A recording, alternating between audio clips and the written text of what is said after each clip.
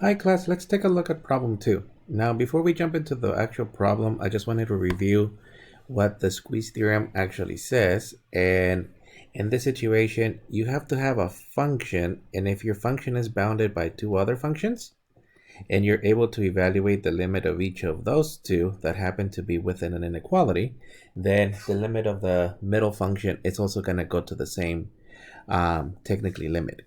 And picture-wise, you technically have this situation here where a function is being bounded above and below by other two. Now, let's take a look at this problem.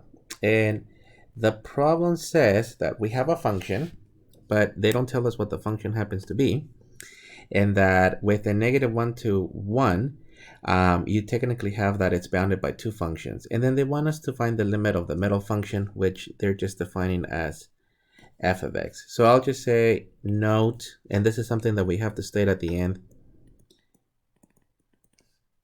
And I'll just say on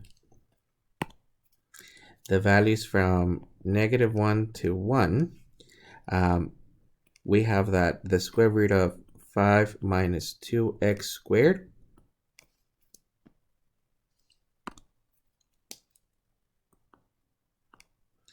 is less than or equal to the values of f of x, and less than or equal to the square root of the values of 5 minus x squared. And we have to state where they're actually giving us those limits because it may not be true for all values. In this case, I provided the actual sketch of what it looks like. Basically, this is the region that we're referring.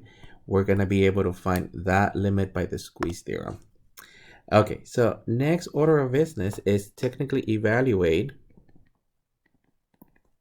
the boundary. So in this case, the actual limit as x approaches 0 of, and the lower limit happens to be the square root of 5 minus 2x squared. In this case, your function happens to be continuous. So if we evaluate the limit, we end up with the values of 5 minus 2 times 0 squared.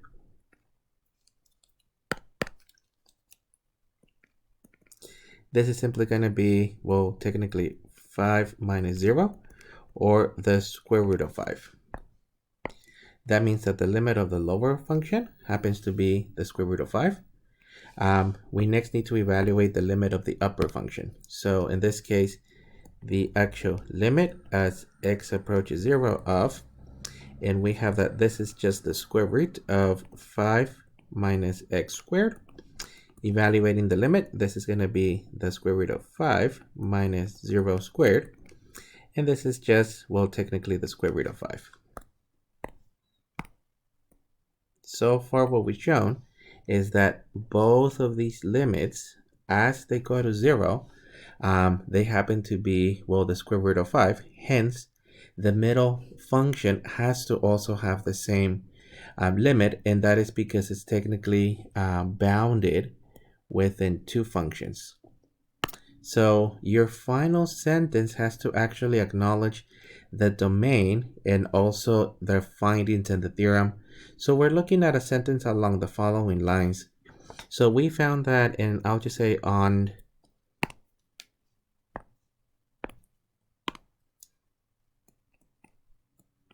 negative 1 to 1, we have that the square root, and in this case, the lower bound is 5 minus 2x squared. So 5 minus 2x squared is less than or equal to f of x, and less than or equal to the square root of 5 minus x squared. Let me fix my squares. In other words, I'm just copying the lower and the upper functions and where that is true. And then technically, we've also found that the limit as x approaches 0 of the square root of 5 minus 2x squared, this is equal to 0. And the actual limit as x approaches 0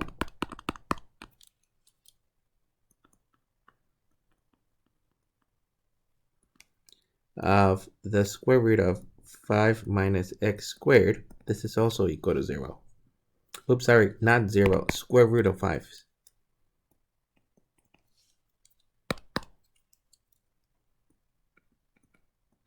That's what we obtain up here. So that's these two.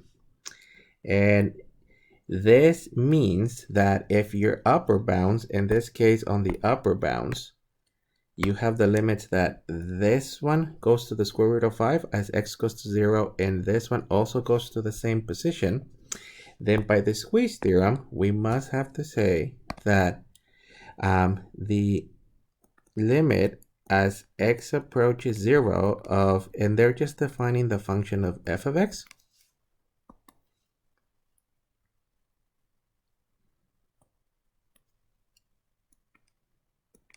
This is also going to be the square root of 5. That's the main conclusion. Your final sentence does have to mention where this is true, and this may not be true everywhere.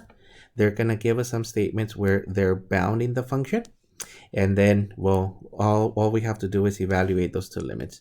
Also, please fix this part because I wrote it wrong. It's supposed to be the square root of 5s, and I wrote 0. But that was the limit. So this is what we're looking at. Last call is your functions for this to be true, they have to be bounded. So they technically have to be enclosed within some range values. And in this case, well, the function happens to be bounded by the upper value of the square root of 5 minus x squared and square root of 5 minus 2x squared. Okay, that's actually it. And then also don't forget that this is only true or valid because of the squeeze theorem.